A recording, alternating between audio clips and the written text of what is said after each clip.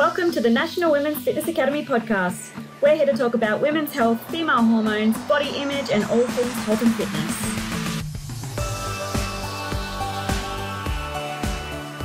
Let's do it. Hello, girls, and welcome back to another episode of the Women's Fitness Academy's podcast. I'm your host, Siggy, one of the WFA's educators and a body confidence expert. Today, we're in for a beautiful ride for those who love the mindset work. And we know how much I love talking about mindset and fitness and health. You're in for a fucking treat because I have the lovely Stephanie with me. And for those who don't know Steph, she is a sports nutritionist, life coach, and a fitness coach, but is the owner of Within Reach Coaching. If you haven't heard of them, make sure that you go on Instagram and give them a follow. Who is an online health and wellness hub focused on bridging the gap between fitness and mindset. And she's here to chat all things mindset, how it affects people's ability to get to their goals, understanding your patterns as a client and behaviors around fitness, as well as around mindset. And we're also going to be talking about, for those who are in the fitness industry already, how to build a community that actually makes a game change, but also how to create higher standards within your business and within yourself. Steph, welcome on board. Hi, thanks so much for having me. I'm so excited by this conversation already. It's firing me up. I'm ready to go. Let's go. I love it. Before we started recording, we already started chatting about like business, coaching, community, and I would love for us to start the conversation with you giving our listeners an insight of how do you believe the mindset plays a pivotal role in people's health and fitness goals? Yeah, that's a really great question. And I think the biggest thing that I've noticed over the years that I've been in this coaching space is definitely the fact that when people are moving into a health and fitness goal for the first time, or they are somebody who maybe has a little bit of experience, the number one thing that holds people back, or the number one thing that stops people from getting to the destination they're going, it always comes down to their mindset. You can have the best program in the world, you can have the best experience in the world, the most amount of knowledge in the world, but if you don't have the mindset to back that up, it doesn't make a difference.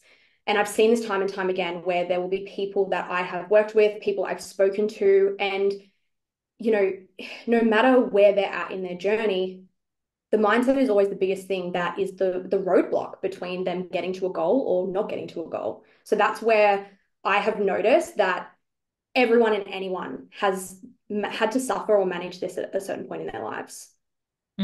Suffering is such a big thing because we know already as humans, we're so biased to think of the worst case scenario before we actually think of the best case scenario. And it's interesting that we're talking, well, it's not interesting. I literally just asked you a question about it, but I love how we've opened this conversation around this because right now there's a theme going around that people are running. I don't know about you, but like a big group of my friends are starting to they're going through their running era. And I'm not a running girl. Now, again, that's probably something that I'm holding myself back on right now by avoiding either doing the run or actually just doing something hard. I'm also realizing that too often, as you mentioned, for those who are having like these big goals, but then not reaching that destination is due to their mindset. So it's just like looking and going like, how can we start pivoting this way of thinking to help clients realize, hey, it's actually not out of your reach. It's within you. How can we change that? What are some strategies? Yeah, first thing that I actually want to mention is I understand completely where you're coming from. And it is so funny that you've brought up the running analogy, if you will. All of last year, was that person who I'm not a runner, I'm not good at running. And I had so many clients say the same thing. I have absolutely noticed that 2024 so far has been about everyone wanting to get into running. One of my coaches is actually a marathon runner, and she has clients at the moment preparing for marathons and half marathons. So I just wanted to say that is definitely something I've noticed. And it is so funny when you identify yourself and your identity to a thing. And that's just what I heard from you. And it's also what I know in my own experience and then in my clients' experiences, how big of I guess, misconception that is. Because when you identify I am statements with a thing or an action, you're telling yourself you either can or you can't. And I know it sounds so cliche, but that saying, if you think you can or you can't, you're right. It is very true, because when we're looking at what you feel you can or can't do, the second that you attach your identity to that, you don't know any different. So if you've never been a runner, you're never going to be a runner unless you are allowing yourself to switch that mind frame and go, hey, actually, I probably could give this a go. And also identifying as well that if somebody else is doing something, that's just proof and evidence that you can do it too. Because again, something I say to clients all the time, there's nothing different between me and them. I might just have a little bit more knowledge or a little bit of a stronger mindset around it, or the ability to identify what my limiting beliefs are or what I'm telling myself I can or can't do. Yeah, it's so interesting. And the power of language is so underrated. As you mentioned, like it's really good that you've brought that up, how people usually do label themselves at a certain thing or a certain feeling without even realizing what's coming out of their mouth. And you mentioned like it's so cliche, like, you know, what you think you are, but it's true because we're constantly feeding this information to ourselves, and your mind doesn't know any different between whether it's a lie or whether it's imaginary or whether it's fact. Like you're feeding it and then you become that type of person. So I love the fact that we're talking about the mindset and how like that's such a pivotal moment for people to shift their identity to become a little bit more wise and stronger when it comes to their health and fitness goals. Was there a period of time, because you already mentioned like in terms of the running last year, but was there a period of time in your life where you're like, oh, I can't do this, oh, I'm not capable of doing that, and now you've like proven yourself wrong? Absolutely. I think the biggest, and I'm going to use the word identity shift because that's at the end of the day what it was. The biggest identity shift that I had to have was when I was a hairdresser and I decided hairdressing wasn't for me. I need to get into the health and fitness space. That's my passion. That's what I actually want to do. And that was the first pivotal moment in the sense of me going, can I do something different? I don't know any different. You know, what do I need to do, or how can I make a move towards something that I have no idea about? I have no concept on it, if I even have what it takes. And this is where self-belief comes in. Now, I have a couple of mentors that I work with, but one of my mentors actually said to me, and I really hope this lands for people. She said, when you are looking for a change in your life or the ability to do something different to what you've always done or always known, most people sit at around a 7 out of 10, meaning it's painful to be where you are if you want to make a change, but it's not painful enough that you want to do anything about it. So when I was kind of transitioning from hairdresser into fitness and then realizing that I actually had what it takes to not only change career, but build a business, have people want to work with me, and then be able to achieve health and fitness goals for myself, I had to get past that 7, because the 7 is very much like you're feeling discomfort, but it's not enough to move. So being able to identify that and go, okay, I'm not moving right now because it's not like my life depends on it. I'm not liking where I'm at, but I don't hate it either. It's then being able to make that shift, because again, a lot of the time what I notice with people is people will either run away from or towards something. So they'll run away from pain or towards pleasure. So when we're looking at those sorts of things and we're looking at, you know, pivotal moments where I've thought, can I really do this? Or do I have what it takes? It's very much me identifying that, hey, I'm at a 7, or so I'm at a 7, I'm not moving right now, and this is actually keeping me stagnant, or I'm running away from or towards something. And after I got into the fitness industry, the very first thing that I noticed was I felt a 7 when I was working for somebody else. Really interesting, because for 2 whole years, I didn't mind where I was, but I didn't love where I was. I didn't mind working for someone else, but I didn't love working for someone else. And this level of stagnancy came. So when I could identify, I'm actually in a place right now where I'm being stagnant from choice. What is the next step for me? I need to either run away from something that I'm not enjoying or towards something I want to enjoy more. So being able to have that shift in your headspace allows you to figure out what you really want and then move towards that. And I've seen that time and time again in my personal life when it comes to my goals, things I thought I could versus couldn't do. A really great one that I'm sure a lot of our listeners can, I guess, relate to is a competition prep as well, because I know a lot of coaches listen to this podcast. I was at a stage where 2 years ago, I pulled out of the second competition prep a few weeks out. Now, that again, that was, am I running towards something I want or away from something that is making me really uncomfortable? And when you can identify again that something is not actually aligned with you, that's when you need to make a move. It's such an important way of looking at it. And I find that a lot of people get confused about having the ability to shift their mindset, but also understand what does align with them. Because again, it's just like, yes, I'm in a good position with my role, whether you work for someone or whether you're owning a coaching business. But then there's like this pull to do something else. And it's just like, is that pull towards something else because I'm just bored? I feel stagnant? Or is there an actual pull that I need a complete fucking change and do a whole 360? But then again, as you mentioned, too many people will pull away from it because they think, oh, I'm not going to be able to do that. I've been doing this, so I might as well stick with this career for the rest of my life. But then there's those ones who actually just go with a push, make that transition, pivot, fucking love life 10 times more. And they're like, I would do this over and over again.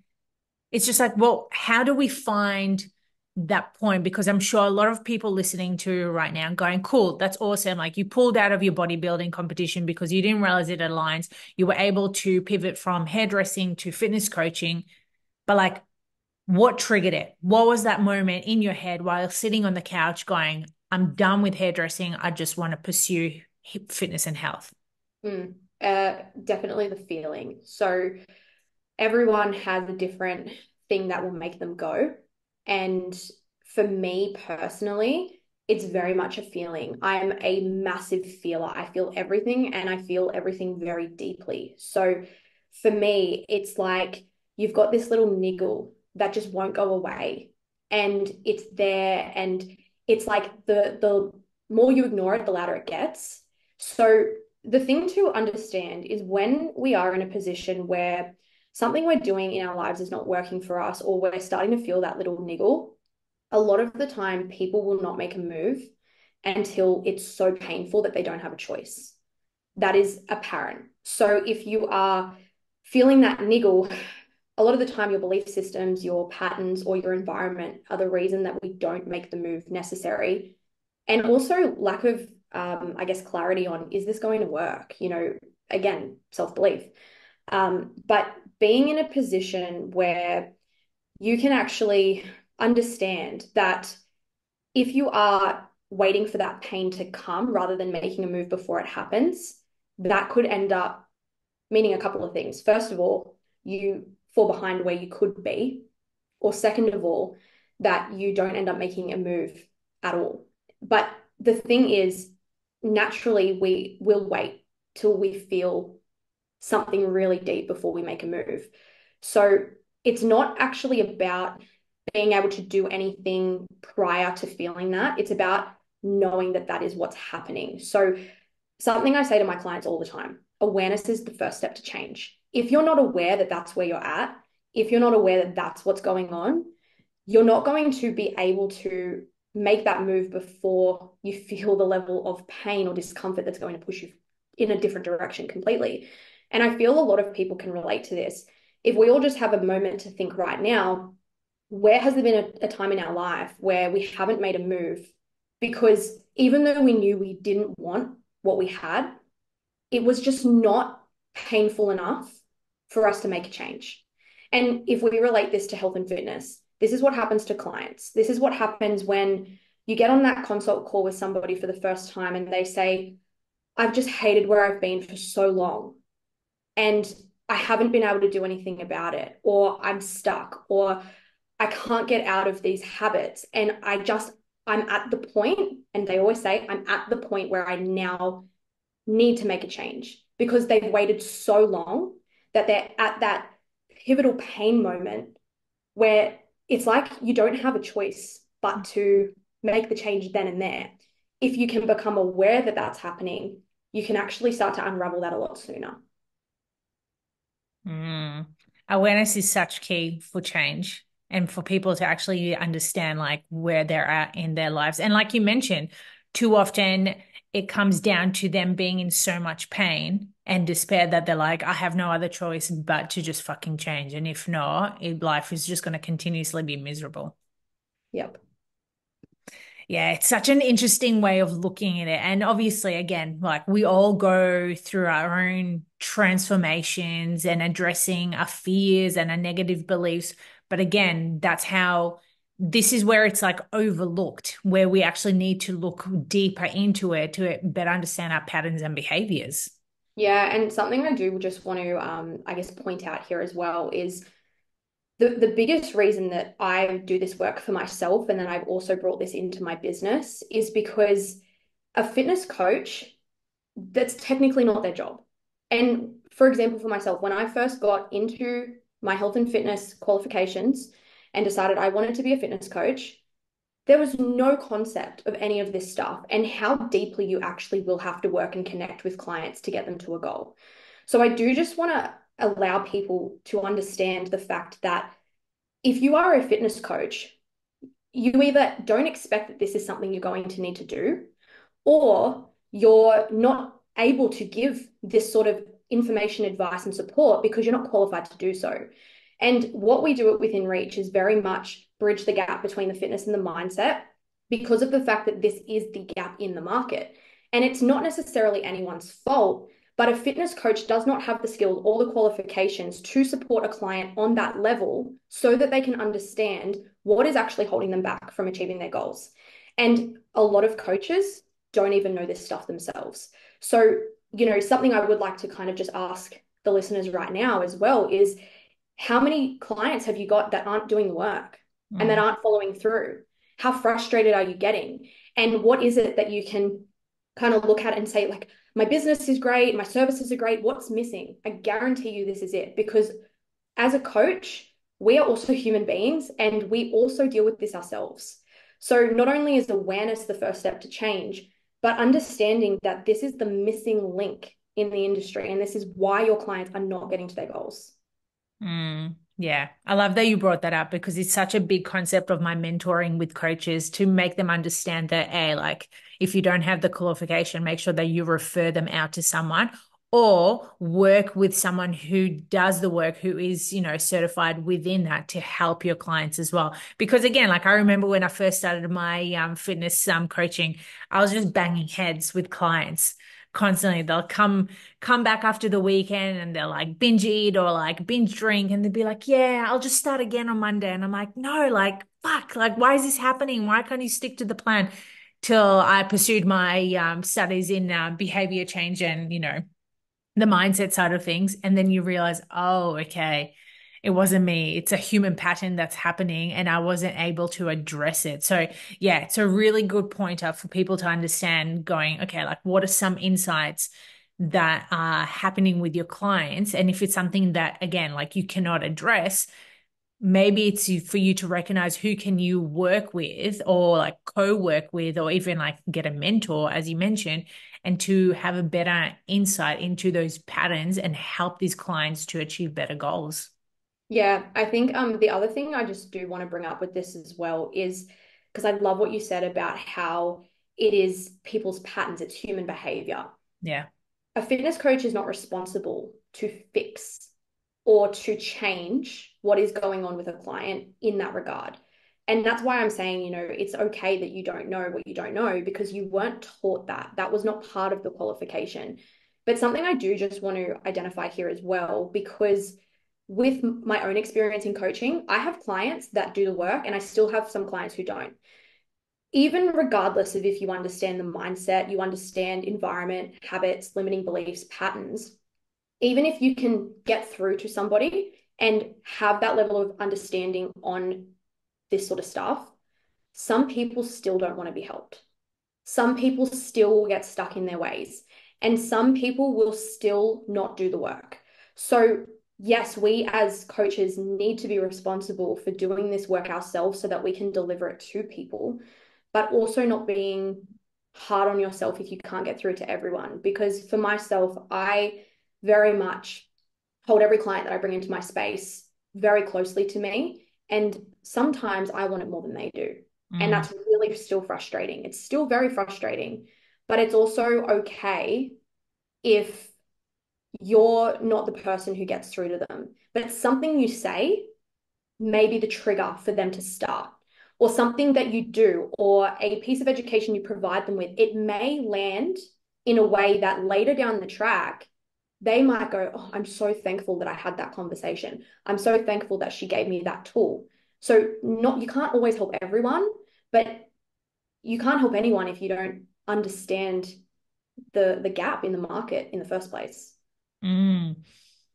It's not only the gap in the market, I think it's our own behaviors and patterns as well. Because like I'm sure you can relate to this too, is like when I first started in the health and fitness, like yes, it was to help people, but I didn't realize how much help I needed myself.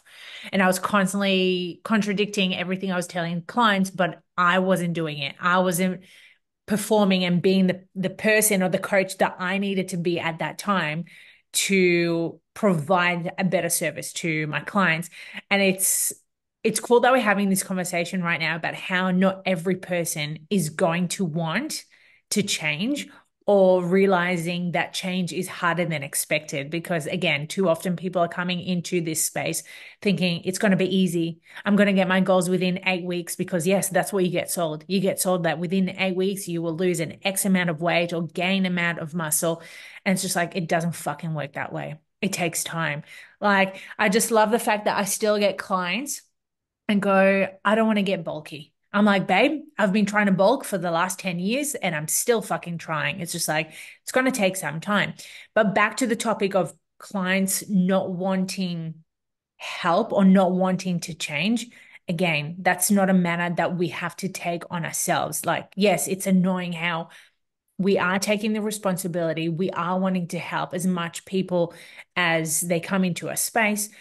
But again, it takes that personal responsibility for the client to do the work, because you either see them once, twice, 3 times a week, but then there's the rest of the week that they are accountable to their own actions. And if they're not bringing that high quality of standard to their lives, then again, that's on them. Yeah, and that's exactly right. And again, coming back to that 1 to 10 that I was talking about, when if you're at a 7, you're at a 6 or a 7, it's like the client's understanding that this is not the life that they want, but it's just not painful enough yet for them to want it so much that they want to make that change. So if somebody is stuck there, it doesn't matter what you say or do, they need to actually get there in their own time. And I was actually listening to another podcast yesterday, which I think is they said something so great. And that was, sometimes you have to let somebody get to that point, and it's the best thing that will ever happen to them. Because something that I also do as a coach, particularly because I'm in this space around health, fitness, and mindset, I do feel a responsibility to that person because they've come to me for help. They've come to my space. So I need to do what I can to get them to where they want to be.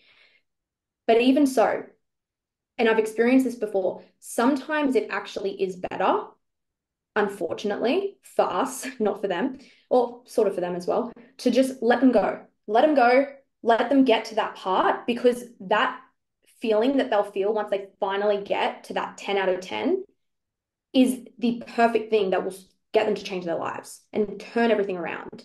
And this doesn't just go for health and fitness, this goes for everything.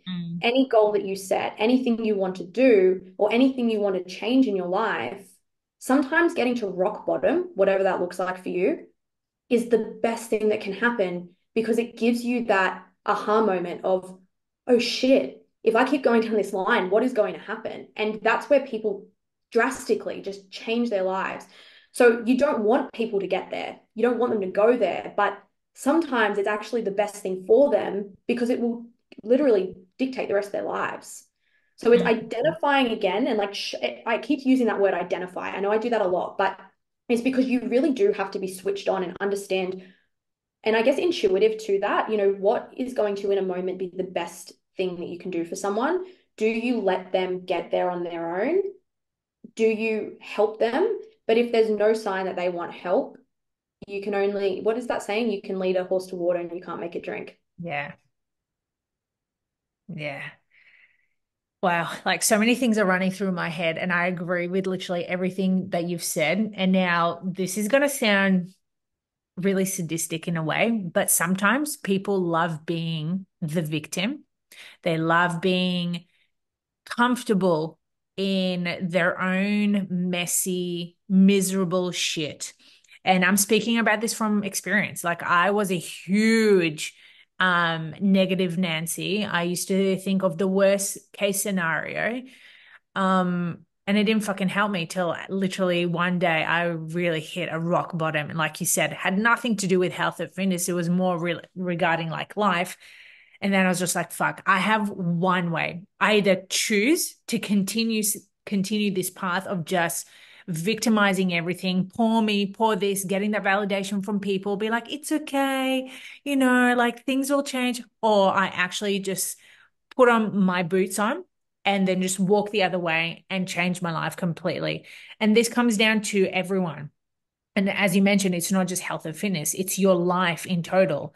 You hate your job. Guess what? Do you want to continue hating it for the rest of your life? Yes. Cool. Well, good luck to you. No, fucking change it. Like this is something that I love telling so many people. It's just like you have the choice to change whatever it is, no matter how hard you think it is. As an example for us right now, we've pivoted from different careers to health and fitness. And like I've just pivoted again over the last couple of years. But you sit in this midst going, oh, like, can I do this? Do I want to do this? And like you said, it's that feeling, that light in you that's wanting more, wanting something different. It's just like pursuing it. And again, comes down to the mindset. It's just like that fear of failure, that fear of, oh, I'm not going to be successful. I'm not going to do that. And something that I took away from one of Alex's Hormozi's podcasts, obsessed with that man, by the way, for those who Yep. don't know him, and Layla. Agree. My Agree. fucking God, I swear, if I could be related to them, they would be my fucking brother and sister. Anyway, he was talking about how there's no quitting in his life. And quitting is literally just stopping completely. And that is like the major failure. But people too often are scared of pivoting because they think that is them quitting. But then it's not realizing like you're still going on that journey. You've just gone a different path. But hence, like we're so fucking afraid of taking a leap of faith of doing something different, which then 10 years later, we're back in that big black hole going, fuck, why didn't I move back then? And unfortunately, we don't learn after the first time of that happening as well. So, something to remember is, of course, the fact that a lot of this is coming from what you've always known or what you've learned growing up. Yeah. And I think a lot of people understand and know that. So, I know for myself as well. So, I'm in my mid-20s. So, for me, in my experience so far,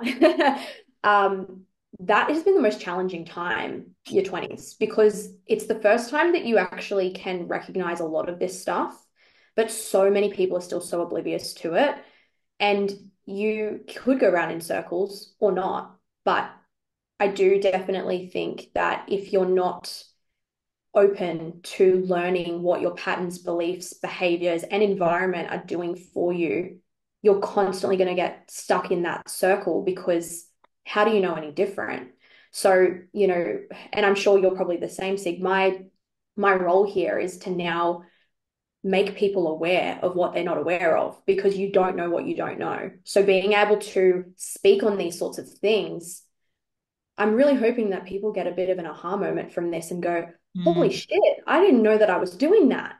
Because again, awareness is the first step to change. You can't change anything if you're not even aware it's happening. Yeah. 100%. And a thought that just came to my mind is I spoke about this on my story not long ago how there's, again, like when we're talking about the running era, but I've also noticed there's this era of everyone wanting to optimize their morning routine and like making it like the bees and alls. And I get it. Like we're all wanting to like wake up calm and rested and meditate and journal and this and that. But it's just like if you're emphasizing so much time on that and not systemizing or putting more emphasis on the other stuff that's more important, which is the rest of your day, how you're going to coach, how you're going to see clients, or how you're going to perform in the gym, it just takes it away from you being a little bit more successful. And I feel as if there's been this like over exaggeration that you have to take 2 hours for your morning routine. It's just like most people don't fucking have 2 hours like a morning. Like yes, if you can set your day to do that, like good on you. Like you're fucking blessed. I love that for you. But the majority of people don't have that. So where I'm going with this is like noticing the awareness around this and having that awareness, like if your patterns, if your daily actions are not aligning with what you're wanting to achieve, something needs to change. It's like having coffee. Perfect example. We love coffee. And too often people will have coffee till like later in the afternoon, not realizing it's distracting their patterns. They're like all of a sudden they're not sleeping well, but then the next day they do it again. And it's like a repeated cycle. Same with binge eating, same with under eating. It's just like noticing like what have you been doing for so many years that's not serving you, and how can you start change like making that change? Yeah, and with that as well, and I agree with everything you're saying here. Um, it's one of those things where if you are having, I guess, the best morning routine of your life, but everything's not changing, then you're not focusing on the right things. If your sleep is not in a good place, but you're constantly doing things to not support your sleep, then you're not focusing on the right things. It's where your focus goes, and people more often than not focus on the wrong things. This is related to everything, including business. I have actually been stung with this before myself. If you are trying to solve a problem that's not there, or have a focus on something that is not the right thing to be focusing on, it's not going to make a difference at all. 100%. Yeah.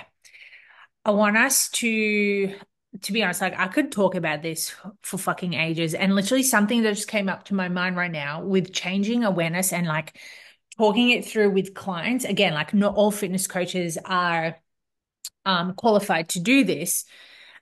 One of my policies when I take on new clients is I literally have it in bold capital fucking letters going, honesty is my policy. And sometimes people will be like, what do you mean by that? And I'm like, well, I mean that sometimes the honest truth is going to be factual and hurtful, but it's going to be the most powerful thing for you, depending on how you look at it. And that's going to help you to trigger that change. Again, it's like that pleasure pain one. And too often, as you mentioned before, it's like people are not willing to change because they don't have that self-awareness to change unless someone actually faces it to them, goes like, hey, like I'm noticing you're doing X, Y, and Z. Is this actually serving you? This helping you? And some people can't take that on board because, again, it's either the self-awareness or not the emotional maturity around that. But it's definitely something that I've held really tightly, going like, I need to be honest with people, because if they're not being,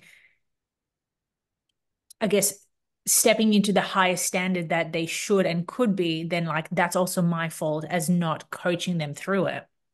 Yeah, so it's about being able to, unfortunately, be that hard ass sometimes. And I say unfortunate actually really lightly. Come to think of it, it's not unfortunate at all, because I know a lot of coaches struggle with this, being honest and being open and just telling people how it is. I naturally am a very fiery person, and I don't have much of a filter. So I will just say it how it is within reason. Yeah. And I definitely believe that it is our duty and responsibility to people as a coach to tell them what we notice and what we see, because we can sugarcoat it, but that's not helpful to us or to them. Because if you sugarcoat it, they're going to maybe love you, but they're still not going to get to the results that they want. And chances are they'll end up leaving anyway. If Yeah. you can be honest, you can be open, and you can be really direct when it's necessary, people actually respect that a whole lot more. Yeah, support is a huge one. And specifically talking about like coaching support, but I know within Reach, it's a very big community based side of things. And I know it's something that you're very passionate about, and building a community is it's very powerful for people to be part of something, especially when they're trying to cultivate a new way of living, a new way of like thinking, doing, and having like positive environments around them. Because I don't know about you, but I remember pursuing my health and fitness journey.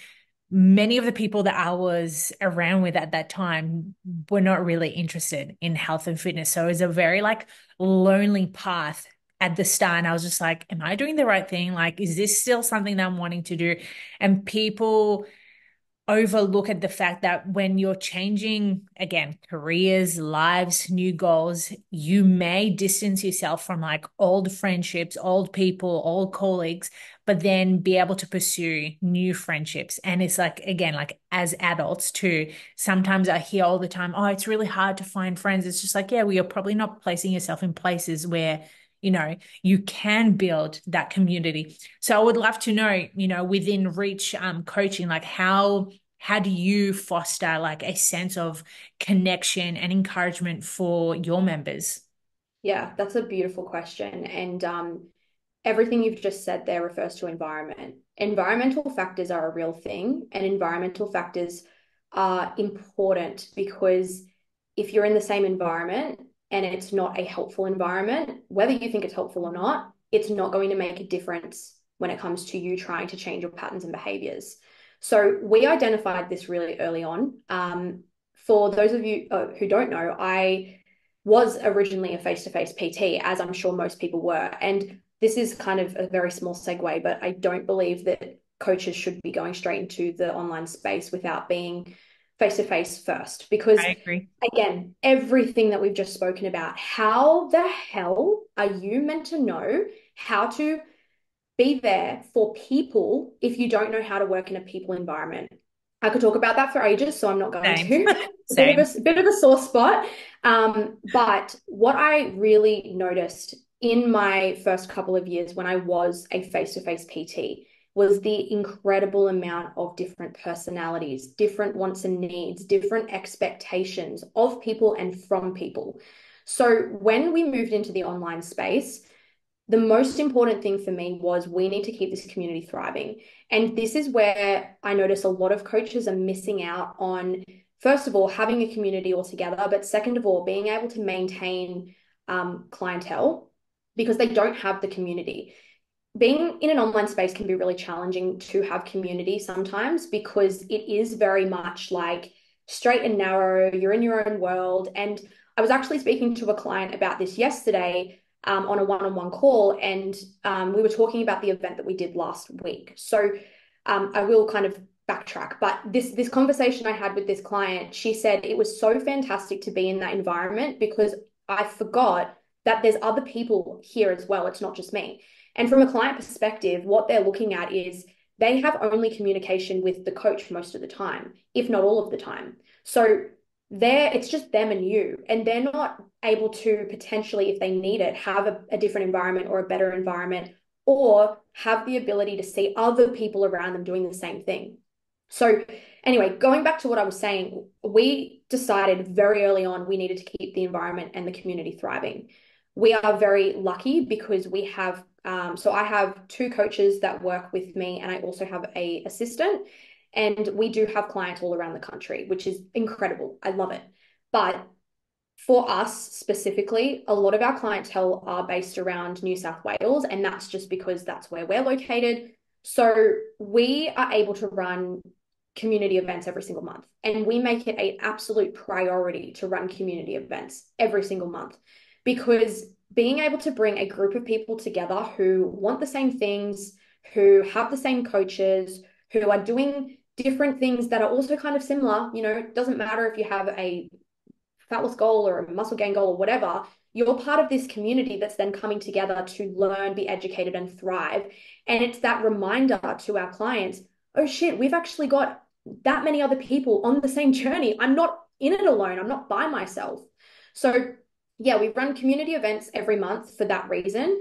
I do have some goals and some plans to take our events interstate eventually, because I don't want my interstate clients to miss out. That's a whole nother thing. We're getting there. But we also do, for the wider community, group coaching calls every single week. So something that I do believe, personal opinion, if you are an online coach that is not building a community and does not provide your clients with live group coaching calls every week, you are missing some serious opportunity to grow your community and keep people long term. We run them every single Monday. The coaches jump on, the clients jump into that call, and it's another touch point where we can discuss big, bold variety of topics. We can educate our clients further outside of their individual goals. We can also get them to share. We can get them to encourage each other. They talk to each other in the call. They know each other in the call. So it's like bringing your clients to an online gym floor where they can communicate. And that's another thing that I think coaches are missing, is the ability to actually create an environment or a community. There's a couple of reasons that I see this happen. The first one is, unfortunately, some coaches do put themselves on a pedestal and they think that it's them and then the clients. You are no better than your clients. You just have a bit more information and you're there to serve them. So if you are somebody who is not willing to do this or does not have the time, bullshit. Call bullshit on that. And you are missing out on a pivotal part of your business and a pivotal part of growth and a pivotal part of community. And we've seen the best results we've ever seen from our clients because of this, because they communicate and work with the coaches. They also have the ability to communicate and work with each other. So people who are thriving in environments, they don't feel lonely. They don't feel like they're lost. They don't feel like they're the only one on this journey and that they can't do it, because there's people beside them on the right and the left going, you've got this, come on. So it's absolutely necessary. And I think if you're not doing that, what are you doing? I don't know. Sounds harsh, but it's true. So this could be like an eye opener for those who are just starting in the fitness health coaching, or someone who is in the midst of it and trying to build a community. And you mentioned that you are doing it on a weekly basis. What's like one segue that someone can start, making a change or making a better community for their clients? I love this question. There are so many things you can do and it's simpler than you think. The first thing is, don't overthink it. If you have clients who are local to you, invite them to go on a morning walk and coffee with you. Invite them to come out to lunch. Invite them to do a training session with you. Our coaches actually get our local clients to come and do a one-on-one or group training session throughout the week, because why not? Ask the clients what their preferred availability is for a group coaching call and run them. And just so that you guys know as well, to take the ego out of it, when I first started group coaching calls, some weeks I had one person on the call, because the clients didn't know that that was what we were building. And they also weren't aware how it would go. And people can be very hesitant at first, particularly when you're doing or trying something new. And you are still going to have those clients that are like, community, no, I'm good. I just want to do this on my own. We have those clients, and those clients don't come to the events. They don't come to the calls, but that's perfect for them. But we're still then catering for the ones that need that or want that. So it's taking the ego out of it and knowing that it's okay if you start to organize these things and nobody comes or one person comes. But like in that hour, could you change that one person's life or trajectory? And, even some of the group events that we did, and I'll be super honest, I'm an open book. When we first started running group events, I canceled 2 of them because I only had 2 or 3 coming. My ego came straight in and was like, oh, there's no point running it. It's fine, because I wanted everyone or no one. And then I realized, oh no, this is not a good thing, because how much value could those 3 clients have gotten with me and with each other? So we do not care how many people come now. We don't care if it's 1 or 100. We don't care if they show up online or they show up face to face. We run the event every single time, because the other thing to be mindful of is when you're trying to build a community, your consistency is so important. If you are not consistent, you can't expect the client to be consistent. This goes for community, this goes for social media, this goes for your business in general. If you don't have the consistency, people aren't really sure what it is you're doing because you're not doing it all the time. So the other thing we did was when we started these changes in the business, and this was before we rebranded, because I used to be a sole trader and it used to be my name. That's another thing. Each to their own on this one, but I used to be called Stephanie Renee Fitness. Then one day I woke up and went, this is actually nothing to do with me. This is not about me. I do not want clout from this. I'm changing my business name. I then brought on my coaches and we changed the name to something that was a community-based name within reach, because everything's within reach rather than it being about me. So that's just personal. If you want to keep your business name as your own, go for it. But it really did help me in pivoting the business towards this direction. But just knowing that like you have to be consistent. And what we did was we sent out a new welcome pack to everybody when we rebranded. And we sent out new features. We sent out the new focuses. We allowed the client to understand what was coming. We allowed the clients to understand what we were going to do. And that made it a massive difference, because then everyone went, oh, cool. Okay, what's this all about? And they wanted to get involved. We also lost clients. I lost some clients who weren't aligned with that anymore. But that's okay, because the other thing to notice is that we as human beings evolve and change, and not everyone's always going to be aligned with you. So they might be aligned for a period of time, but if you want to make a change and you're worried that it might piss some people off or make you lose clients or whatever, what about switching your focus to like, what could this actually do for me? What could this actually do for my business and my clients? And I guarantee you everything will change. It will make a massive difference. And it also personally for me, it made me want to come to work more. Because in those hard moments where you're not getting those inquiries through, you're not getting the leads or the numbers you want, and you can be very like analytical, and you're focusing on the money and you're focusing on the numbers and you're focusing on the cancellations coming through, it's bringing you back to something that's actually really important, if not the most important thing. So that allows me to also shift my focus to what matters. And without doing this community-based stuff, I honestly think we would not be anywhere near where we are now. Mm. It takes us back to the start of the conversation where going with that niggle, that feeling of making that change. And even though, it may piss people off, but it will move you into that direction where you're most passionate in. Yeah. And that way, as long as you're sticking within that journey, because again, like people go through lifetime of changes. You don't have to just stick to the one path the whole time. I've been through multiple career changes, and that's not necessarily a bad thing. It was just moving me into different directions. And it's the same with the community side of things. Some people are going to want to be part of a community. Some people are happy to just be on their own and do their own thing. Like there's no right or wrong. But like I want to finish with a really good pointer that you mentioned before, is the ego side of thing. When the ego comes up and you're like, oh, just one person signed up, it's just like, yeah, cool. Like that's going to be one person's life that you're going to be changing. Yeah. It's changing the focus, which is what we were talking about before. The ego it's an interesting one, because in my own experience, it doesn't matter how often I work on my ego, it still comes up. It still comes up.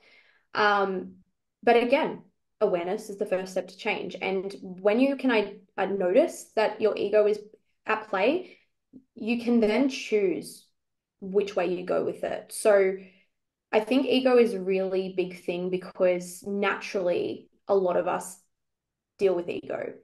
And it comes from a place of need or want. And the need or want is need or want to be accepted. So if we go back to if we go back to caveman times, we go back to the vital human needs. One of them is to be accepted, right? And the reason for that is because without being accepted by those around you or by the herd, if you will, there was a chance that you could be left out in the cold to die. And that sounds so left field, but that's because that's what actually used to happen. So then the basic human needs that came in was the need of acceptance from others. So when your ego is coming into place, I guess being okay with the fact that it's there, that's the first thing, because I went through a period of trying to change it and not have ego, but being ego driven is sometimes a good thing, within reason, because sometimes I've let ego play out, but it's actually allowed me to move forward and do things. Where you need to be mindful of your ego, though, is why it's coming up in the first place. And it's always going to come back to the need of being accepted by others, or the need for importance or significance. So I feel like when I learnt that that was what it was, it allowed me to make decisions based on how I was feeling that served everyone rather than it serving me. Um, Business owners need to remember that this is, as much as we all got into business at the beginning because we wanted to be, we wanted to have the life, we wanted to be in control of our own hours, how much we make, uncapped earnings, etc. A good business owner knows that it's actually not about them. And maybe it was at the beginning, but in order for you to get to, from 5 figures to 6 figures, or 6 figures to 7 figures, or to grow from 50 clients to 150 clients, or to just have any type of expansion, it has to no longer be about you. So when your ego comes into play, being able to know that it's just your human need for acceptance, and it's not always a bad thing, but don't let it dictate your choices moving forward. Mm. So many provoking thoughts for everyone to think about today. I think Mm. we've covered many ways for a lot of coaches, but even women who are wanting to make a change, to realize like what changes they need to make in life, and is the path that they're on right now serving them? And if it's not, like, what are some action steps that they need to start doing to making a relatively positive change? And like Steph mentioned, it's just like not overthinking about the big picture. It's literally just taking one step at a time. And it's like with anything, like with habit stacking. James Clear from Atomic Habits talks about this so precisely. He's like just doing one thing at a time and adding one more bit above that. So again, it's like with the community side of things, okay, if there's one person that shows up, awesome. Next week, there'll probably be three more. And the week after that, there'll be more. And like, who knows, like there will be an expansion over the years. And again, not letting that ego come into place by stopping just because there's only one person. It's just like going, cool, like, how can I continue this to making a positive change for people, but not just to provide that, tap on the back for yourself as a coach. Yeah, completely agree with everything you just said there. Love that. Well, girls, I hope you enjoyed today's podcast. Please make sure that you screenshot, tag us, and let us know what were your main takeaways. We fucking love hearing from you, and I'm sure Steph would love to hear from you girls as well. And we will leave her details in the showcase notes that you can go stalk her page as well.